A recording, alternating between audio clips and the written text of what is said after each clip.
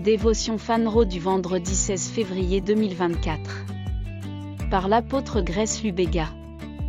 Titré « La loi de la préparation, partie 1 ». 1 Corinthiens 3 verset 19, LSG, car la sagesse de ce monde est une folie devant Dieu. Car il est écrit, il prend les sages dans leur propre ruse. La préparation est une loi fondamentale dans le domaine de la réussite. Cependant, c'est une chose de se préparer selon les modèles de ce monde et une autre de se préparer conformément à la sagesse de Dieu. Dans l'histoire d'Esther, nous apprenons que plusieurs jeunes filles étaient prêtes à affronter le roi.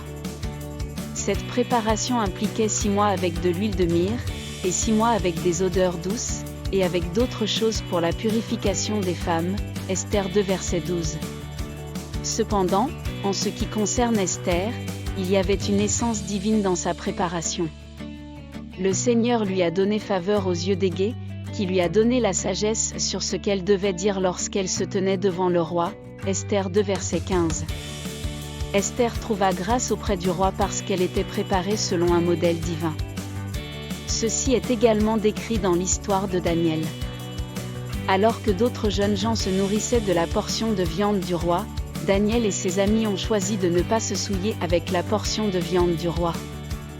Lorsque le roi dut finalement communier avec Daniel et ses amis, ils surpassèrent leur père, Daniel 1 verset 19. Lorsque votre préparation est incubée dans le sein de la sagesse divine, aucune opportunité ne peut jamais être avortée. Alléluia! Une étude plus approfondie, Daniel 1, Esther 2. Pépite d'or. Lorsque votre préparation est incubée dans le sein de la sagesse divine, aucune opportunité ne peut jamais être avortée.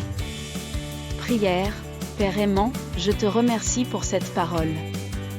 Merci pour les portails de sagesse qui s'ouvrent à moi. Votre esprit est mon guide ultime, me préparant au moment de réussite et d'élévation que vous m'avez proposé. Je ne manquerai jamais aucun de mes moments divinement fixés parce que je serai toujours préparé, au nom de Jésus, Amen.